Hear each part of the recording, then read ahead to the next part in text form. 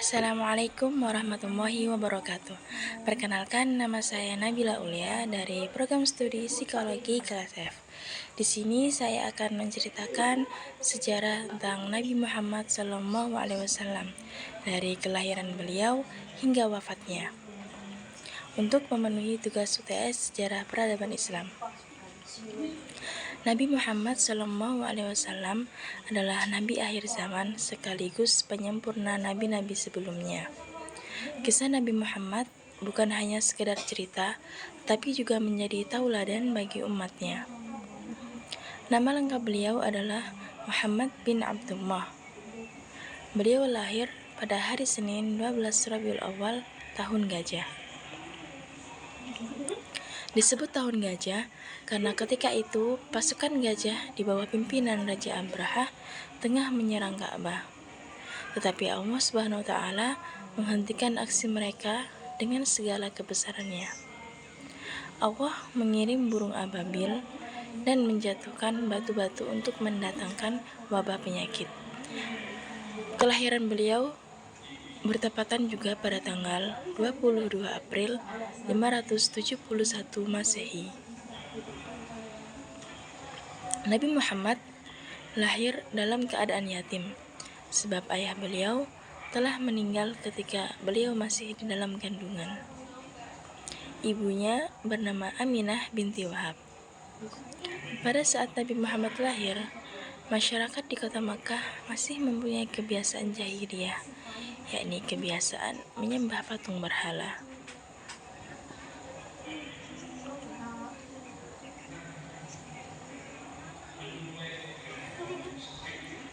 Sewaktu kecil, Nabi Muhammad diserahkan kepada Halimatus Sa'diyah untuk disusukan. Hal ini telah menjadi tradisi bangsa Arab, di mana mereka akan menyusukan anak mereka kepada perempuan desa tempat tinggal mereka. Nabi Muhammad dilahirkan di rumah Abu Thalib. Semasa kecilnya, Rasulullah tumbuh dan menjalani kehidupannya seperti anak pada umumnya.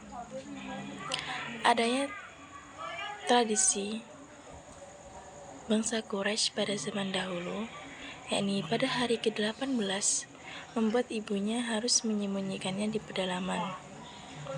Tradisi Quraisy tersebut membuat Nabi Muhammad tidak bisa merasakan kasih sayang ibunya sampai berumur 8 hingga 10 tahun.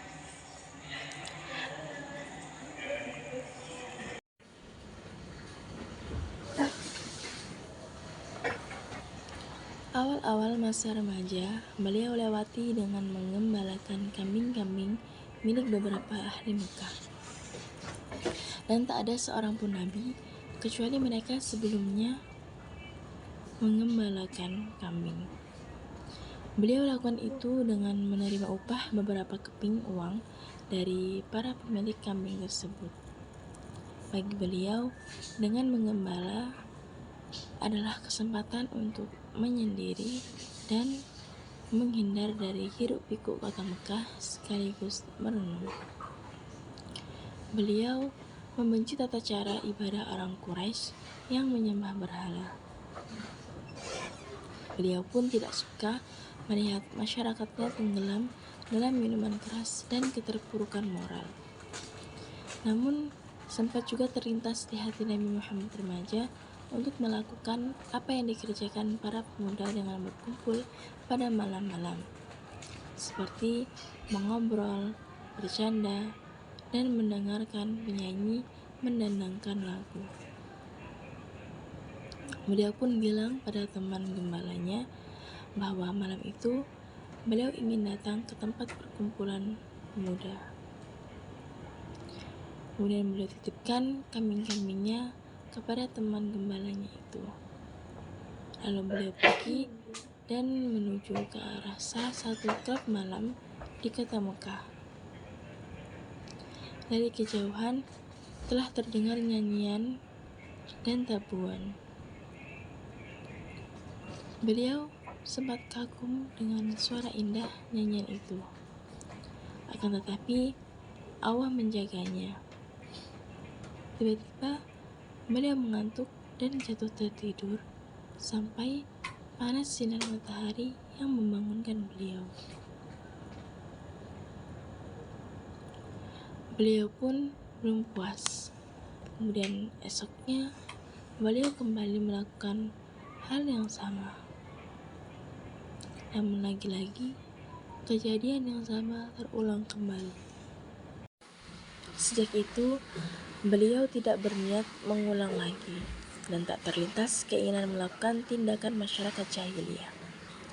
Dan ketika mendekati usia 20-an tahun, beliau berpindah jalur dan terjun ke dunia perniagaan dan perdagangan.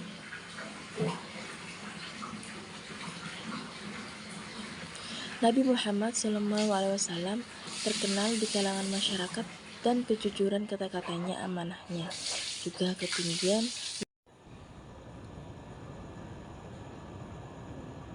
Pada awal-awal masa remaja, Rasulullah belum memiliki pekerjaan tetap untuk mencukupi kebutuhan hidup. Namun begitu, beliau tidak putus harapan. Beliau menggembala kambing di kalangan Bani Sa'ad dan juga di Mekah.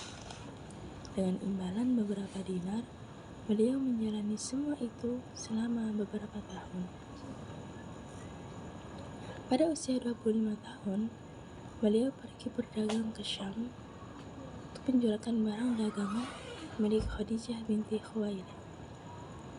Khadijah ialah seorang wanita pedagang terpandang dan kaya raya.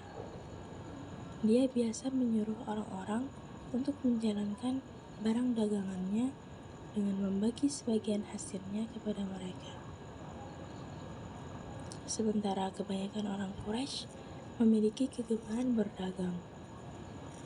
Karena itulah, kerjasama dagang di antara mereka bisa berjalan dengan baik di kalangan kaum Quraisy. Nabi Muhammad memang dikenal sebagai orang yang berbudi luhur. Tatkala Khadijah mendengar kabar tentang kejujuran perkataan beliau, nama baik dan kemuliaan akhlak beliau, maka ia pun mengirimkan utusan dan menawarkan kepada beliau agar berangkat ke Syam untuk menjualkan barang dagangannya. Dia siap memberikan imbalan yang jauh lebih banyak dari imbalan yang pernah ia berikan kepada pedagang-pedagang yang lain. Tapi dengan syarat beliau harus pergi bersama seorang pembantunya yang bernama Maisarah.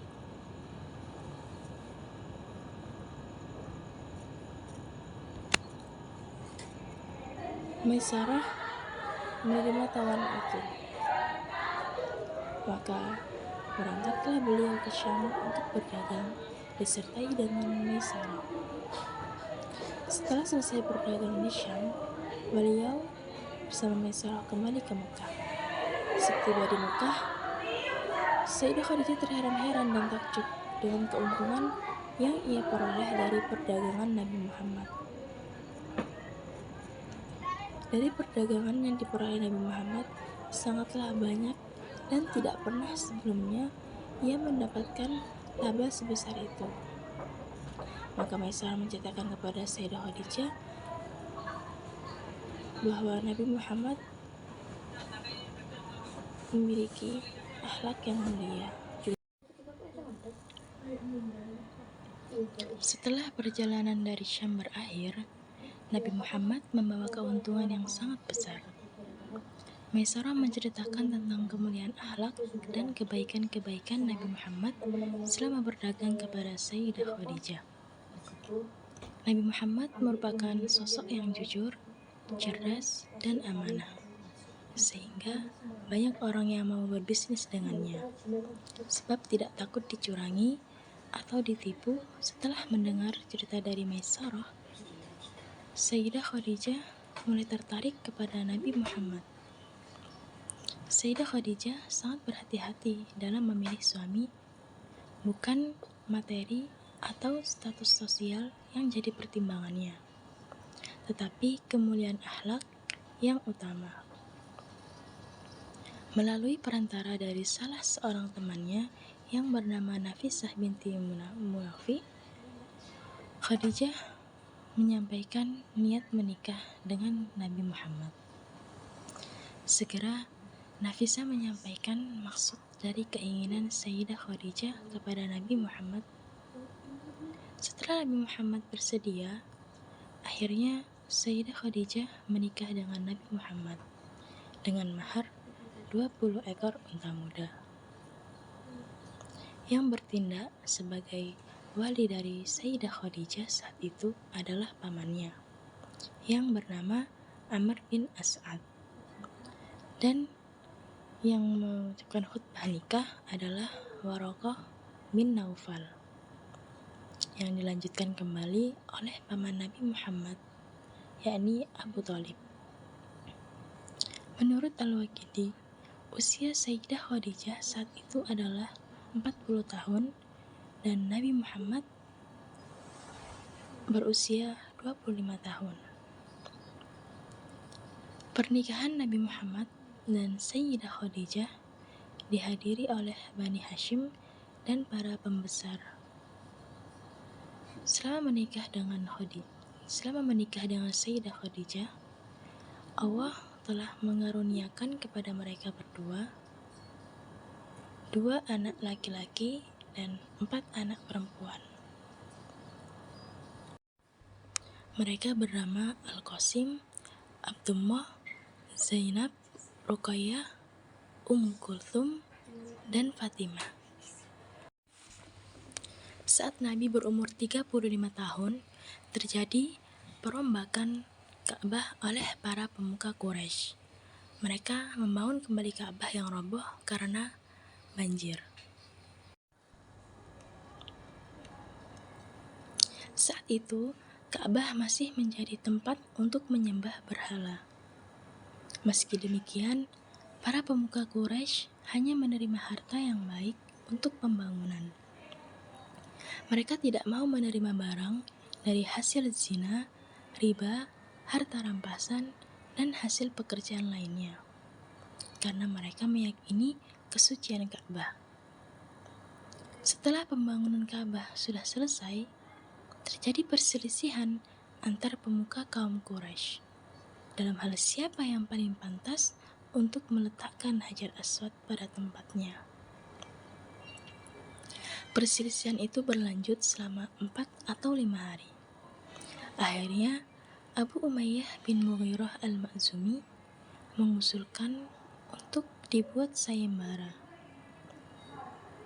Ia berkata, besok siapapun yang pertama kali memasuki Baitullah dari pintu Bani Syaibah, maka dia berhak untuk meletakkan Hajar Aswad. Keesokan harinya, Allah menghendaki Nabi Muhammad SAW sebagai orang yang meletakkan Hajar Aswad. Ia menjadi orang yang pertama kali masuk Baitullah dari pintu Bani Syaibah. Akhirnya, dengan penuh kebijaksanaan, Nabi Muhammad meminta agar digelar sebuah kain dan meletakkan Hajar Aswad di atas kain tersebut. Kemudian Nabi Muhammad meminta para pemuka Quraisy untuk memegang ujung-ujung kain tersebut dan mengangkatnya secara bersama-sama. Setelah sampai di depan Ka'bah, Nabi Muhammad mengambil Hajar Aswad dan meletakkannya pada tempat semula. Akhirnya, perselisihan tersebut terselesaikan, dan para pemuka Quraisy merasa puas.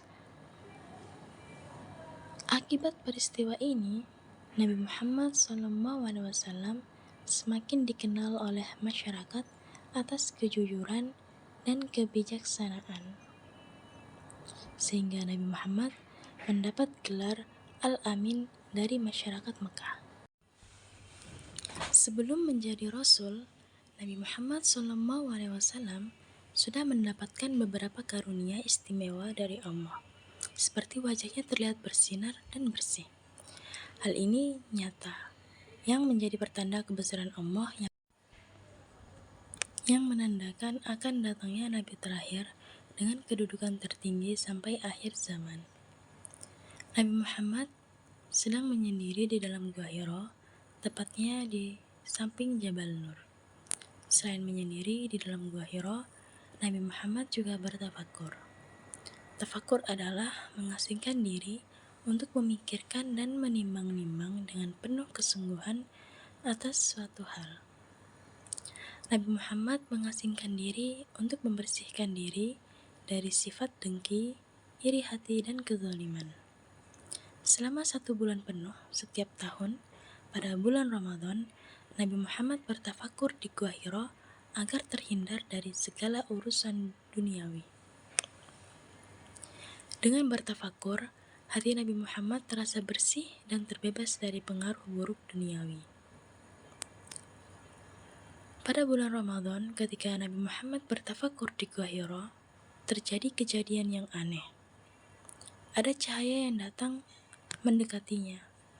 Ternyata sesuatu yang bercahaya itu merupakan malaikat Jibril. Malaikat Jibril yang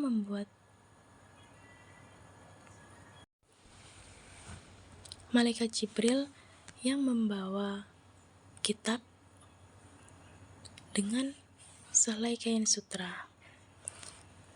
Lalu malaikat Jibril membukanya dan ia berkata, "Bacalah." Nabi Muhammad menjawab, "Aku tidak bisa membaca." Tubuhnya pun gemetar. Tiba-tiba malaikat Jibril mendekat.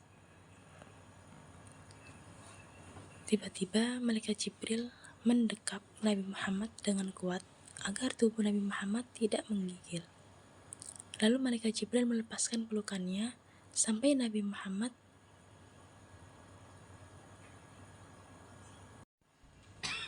tidak menggigil. Kemudian malaikat Jibril berkata lagi, "Bacalah."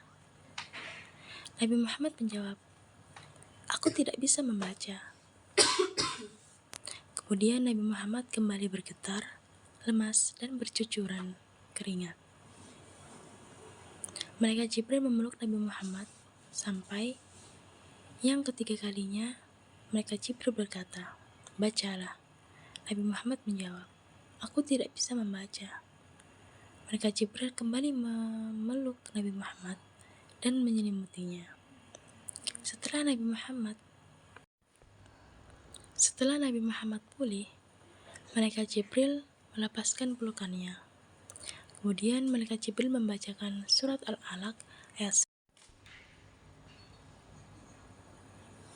Tubuh Nabi Muhammad gemetar mendengar bacaan malaikat Jibril sambil bersusah payah untuk mengulang bacaan dan mengingatnya. Lalu malaikat Jibril meninggalkan Nabi Muhammad. Kemudian beliau pulang menemui Sayyidah Khadijah seraya berkata, "Selimuti aku, selimuti aku." Sayyidah Khadijah pun menyelimuti tubuh Nabi Muhammad, yang kemudian Nabi Muhammad menceritakan yang dialami tadi di Gua Hira kepada Sayyidah Khadijah. Setelah Sayyidah Khadijah mendengar cerita tersebut, ia membawa Nabi Muhammad menemui Waraqah bin Naufal, sepupu yang sudah tua dan tunanetra. Waraqah adalah penganut Nasrani yang taat. Dia juga menulis beberapa isi Injil dalam bahasa Ibrani. Nabi Muhammad menceritakan kejadian yang ia alami di Gua Hira kepada Waraqah. Waraqah percaya bahwa yang menemui Nabi Muhammad adalah malaikat Jibril, sebagaimana ia datang kepada Nabi Musa. Dan Waraqah berkata bahwa kaum Nabi Muhammad akan memusuhinya, melawannya, dan mengusirnya.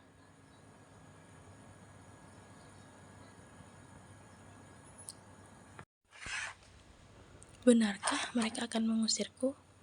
tanya Nabi Muhammad kepada para tokoh. Para tokoh menjawab, "Benar, tidak seorang pun membawa seperti yang engkau bawa, melainkan akan dimusuhi. Andaikan aku masih hidup saat itu, Aku akan membantumu dengan penuh kesungguhan. Setelah menemui Warokoh, Nabi Muhammad merasa tenang. Nabi Muhammad menjadi orang pilihan Allah Subhanahu wa Ta'ala untuk menerima wahyunya. Dengan menerimanya, artinya Nabi Muhammad telah diangkat menjadi seorang nabi dan rasul bagi seluruh umat manusia. Nabi Muhammad sudah cukup lama tidak menerima wahyu sampai beberapa hari lamanya. Terputusnya wahyu membuat Nabi Muhammad sedih dan gelisah. Lalu Nabi Muhammad melakukan aktivitas seperti biasa, yaitu bertafakur di Gua Hira. Nabi Muhammad berada di Gua Hira selama 1 bulan. Namun malaikat Jibril tidak menampakkan dirinya. Akhirnya Nabi Muhammad pulang. Saat Nabi Muhammad menuruni lembah,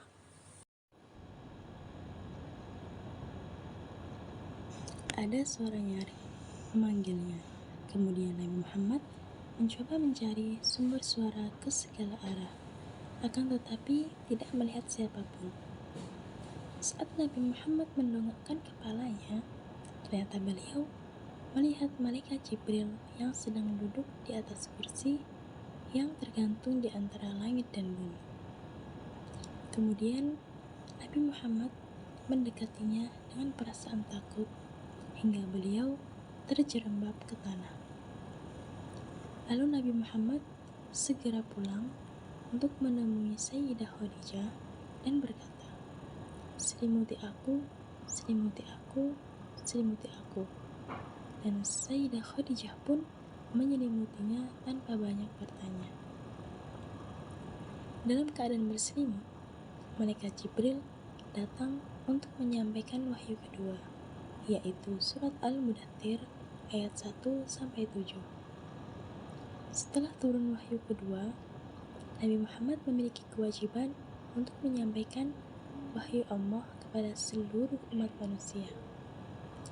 Beliau melakukan dakwah secara sembunyi-sembunyi kepada sanak saudara dan kerabatnya selama kurang lebih 3 tahun di rumah Arqam bin Abil Arqam.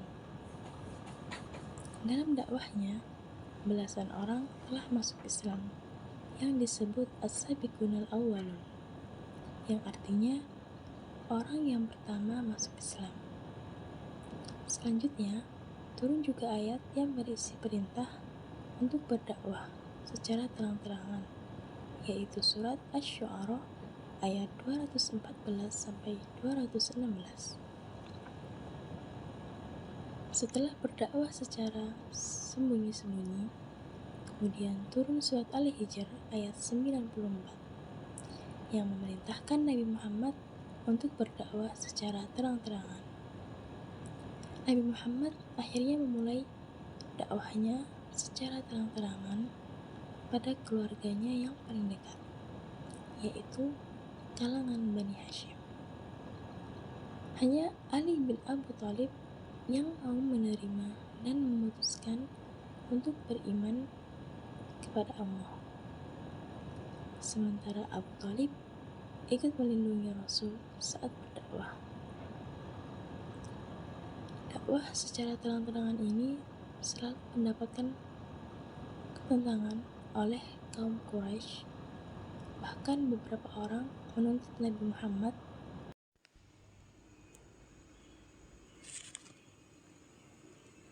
menuduh Nabi Muhammad gila dan melemparkan kotoran.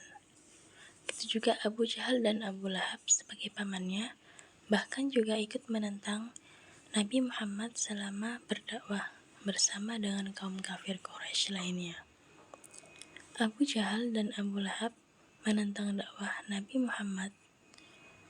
Keduanya bahkan sempat mengintimidasi pengikutnya agar meninggalkan Nabi Muhammad.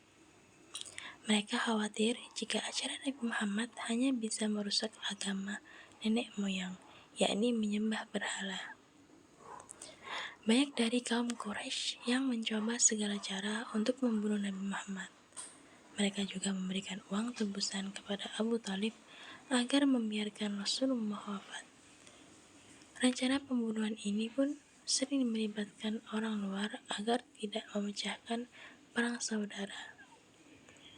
Meskipun zaman Rasulullah SAW, tepatnya di tahun pertama di Madinah, Nabi Muhammad dan sahabatnya serta kaum muhajirin masih menghadapi usaha untuk tetap bertahan hidup.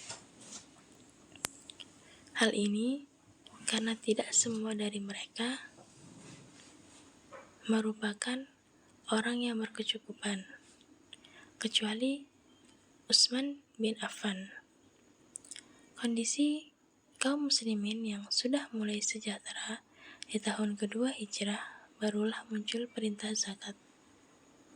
Nabi Muhammad akhirnya langsung mengutus Mu'adz bin Jabal untuk menjadi qadhi di Yaman. Nabi Muhammad pun memberikan nasihat kepadanya agar menyampaikan pada ahli kitab tentang hal ini.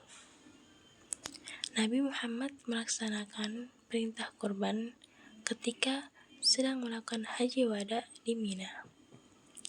Saat itu, Rasulullah menyembelih sebanyak 100 ekor unta, dan beliau melaksanakannya sendiri pada 63 ekor. Sementara sisanya ia serahkan kepada Ali bin Abi Thalib. Penyembelihan ini Nabi Muhammad lakukan setelah melaksanakan sholat Idul Adha. Perintah ini pun sudah ada di dalam surat Al-Hajj ayat 36 mengenai jenis hewan yang bisa umat muslim jadikan sebagai kurban.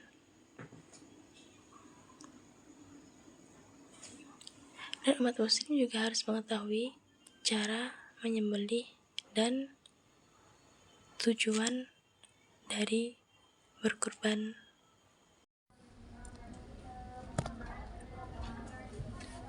Mukjizat yang luar biasa Nabi Muhammad dari Allah. Allah memberikan kemampuan yang begitu luar biasa, dan sama halnya seperti Nabi Musa, Nabi Isa, dan Nabi Sulaiman. Mukjizat akan mendukung kebenaran kenabian untuk para nabi dan rasulnya.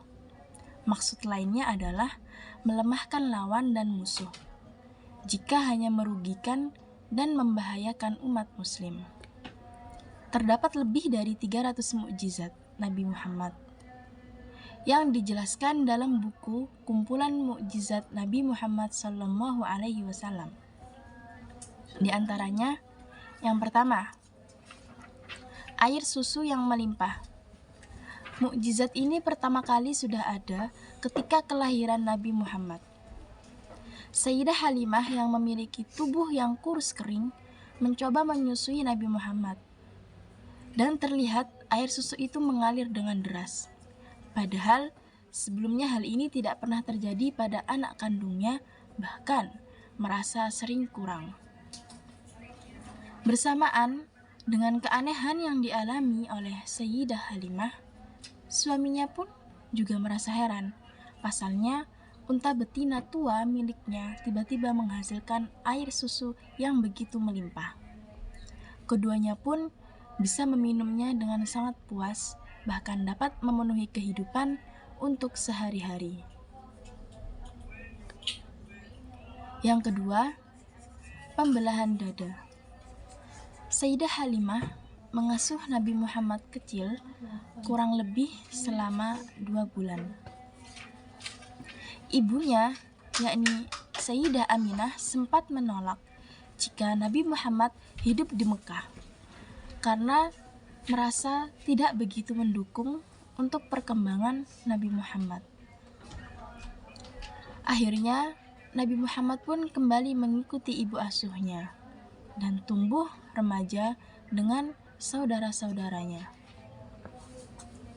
Nabi Muhammad yang sedang menggembala bersama saudaranya, tiba-tiba saja datanglah 2 orang laki-laki berpakaian serba putih. Keduanya langsung membawa Nabi Muhammad dan membelah dadanya, dan langsung mengambil benda warna hitam di dalamnya. Nabi Muhammad tidak tahu apa sebenarnya tujuan 2 orang laki-laki tersebut. Begitupun dengan Sayyidah Halimah dan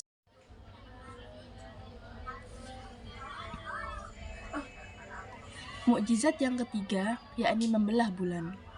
Mukjizat ini terjadi pada Nabi Muhammad ketika kaum kafir menentangnya untuk membuktikan kenabiannya. Rasulullah akhirnya menunjukkannya dengan membelah bulan atas kebesaran Allah. Kalangan Quraisy tentu saja terkejut dengan apa yang bisa Nabi Muhammad lakukan. Membelah bulan ini tentu hanya salah satu dari banyaknya mukjizat Nabi Muhammad atas kebesaran Allah. Ada hadis yang mengatakan bahwa orang Mekah meminta utusan Allah untuk menunjukkan kepada mereka tentang mukjizat. Dan ia, yakni Allah, menunjukkan kepada mereka ada pemisahan bulan. Diriwayatkan oleh Imam Bukhari. Yang keempat, yaitu air mengalir dari jari tangan. Mukjizat Nabi Muhammad yang bisa terlihat, yakni ketika air mengalir dari jari tangannya. Kisah ini bertepatan dengan hari Al-Hudaybiyah atau perjanjian. Pada saat itu, orang-orang merasakan haus yang sangat luar biasa. Hal ini membuat mereka akhirnya bergegas menuju ke Rasulullah. Tepat setelah wudhu, orang-orang berkata jika tidak memiliki air untuk minum dan wudhu, kecuali hanya sepanci air kecil yang tentunya kurang bagi semuanya. Nabi Muhammad pun meletakkan tangannya ke dalam wadah air. Kemudian air mulai keluar dari jari-jarinya. Akhirnya semua orang di sekitarnya bisa menghilangkan rasa haus. Yang kelima, makanan yang sedikit cukup untuk banyak orang. Abu Talhah serta istrinya sempat mendengar Nabi Muhammad sedang ada dalam keadaan lemas. Keduanya lalu mengundang Nabi Muhammad makan di rumahnya. Nyatanya Rasulullah datang dengan banyak sahabatnya, bahkan mencapai 70-80 orang. Dan istrinya tentu merasa kebingungan dengan banyaknya orang yang datang. Nabi Muhammad pun mendoakan makanannya sebelum mempersilahkan tamu memakannya. Mereka makan secara bergantian sebanyak 10 orang dan membuat semuanya merasa kenyang setelahnya.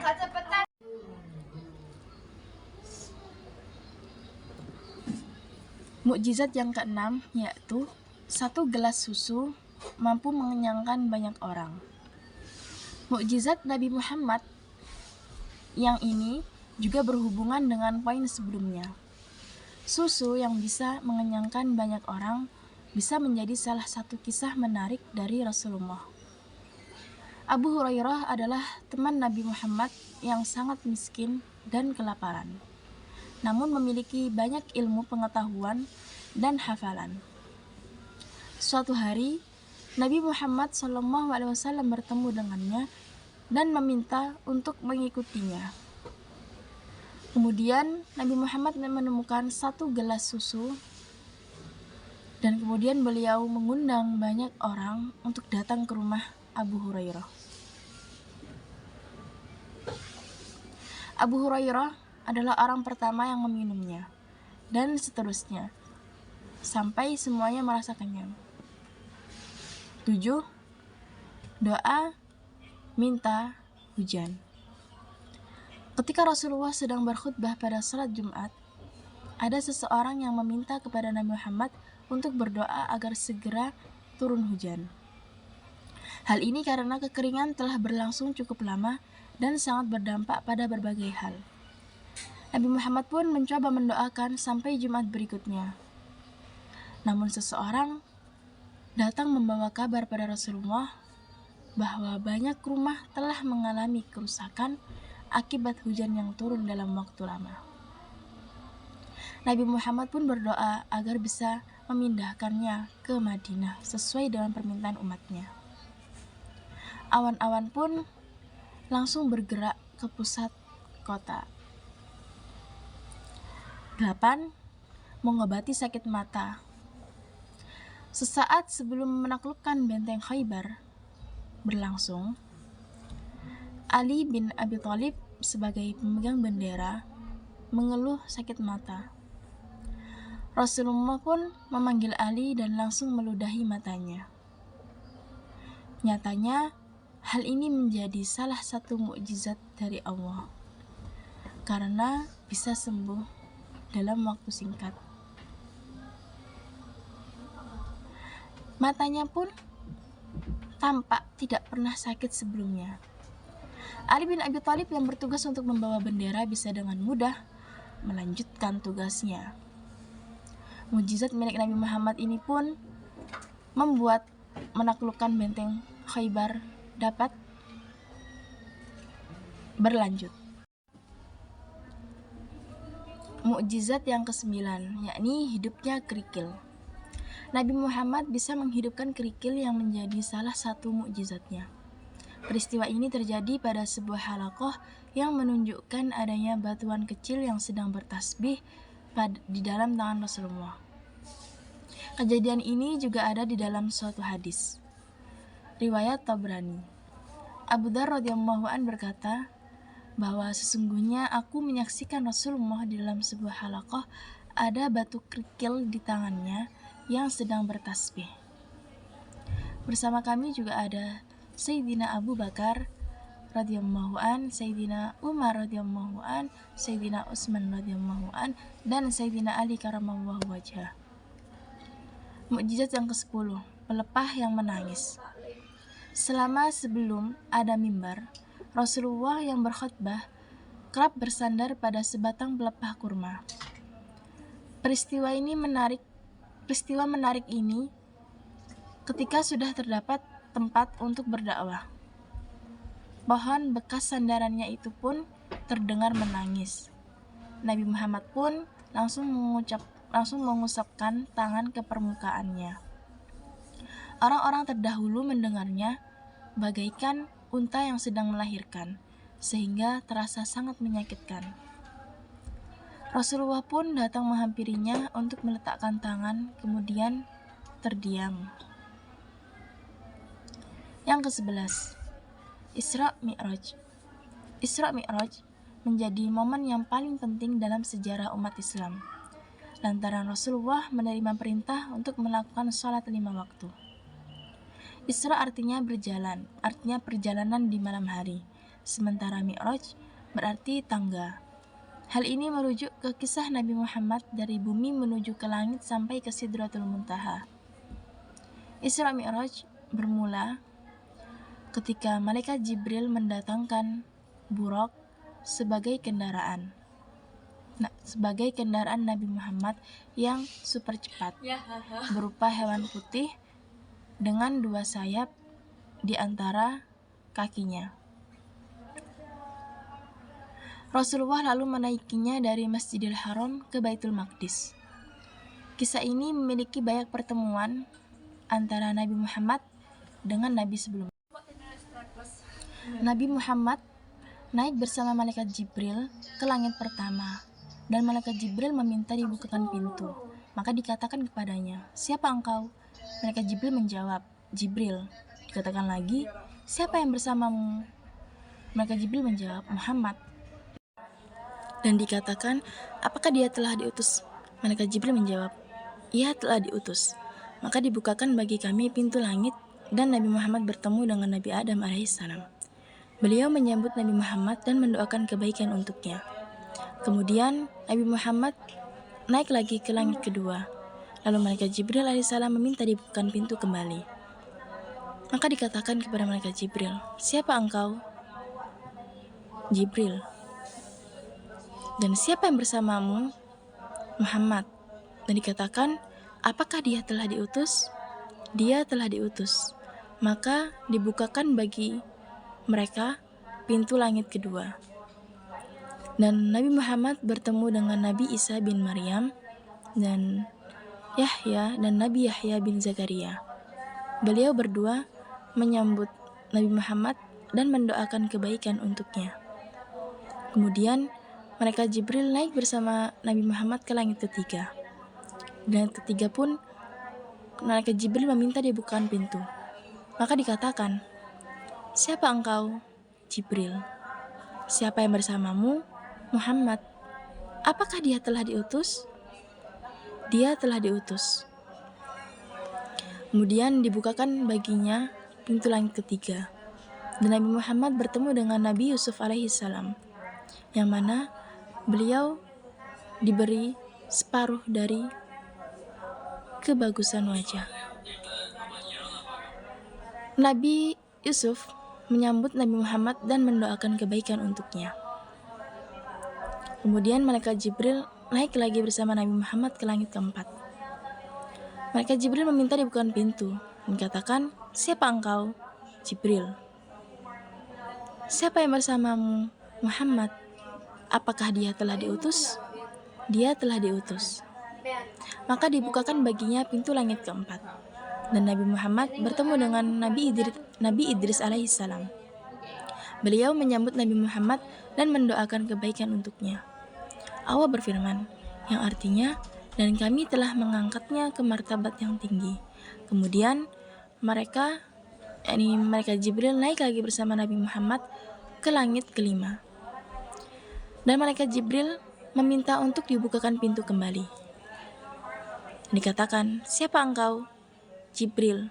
Dikatakan lagi, "Siapa yang bersamamu?" Muhammad. "Apakah dia telah diutus?" Dia telah diutus.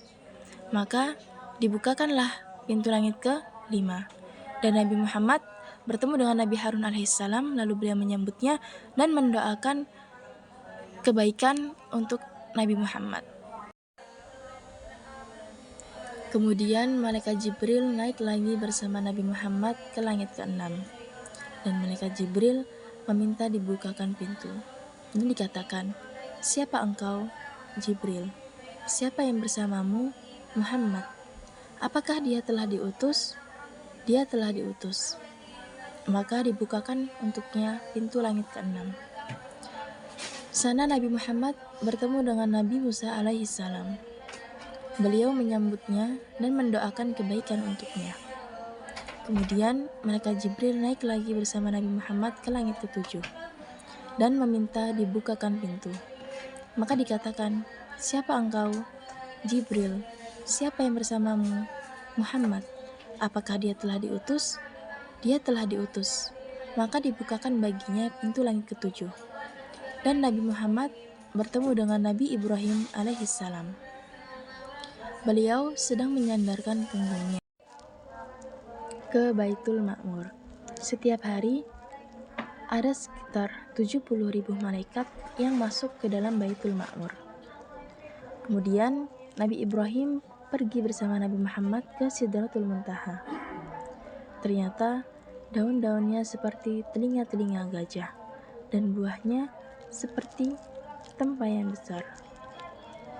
Lalu Allah mewahyukan kepada Nabi Muhammad apa yang dia wahyukan, yakni perintah untuk mengerjakan sholat 5 waktu.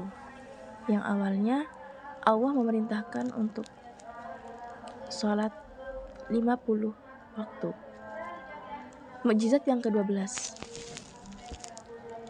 Nabi Muhammad mendapat mukjizat berupa Al-Quran. Nabi Muhammad diutus pada zaman orang-orang yang ahli untuk fasih berbahasa, sastra, dan bersyair secara alami. Rasulullah akhirnya membawa Al-Quran kepada mereka demi memudahkan pemaknaan.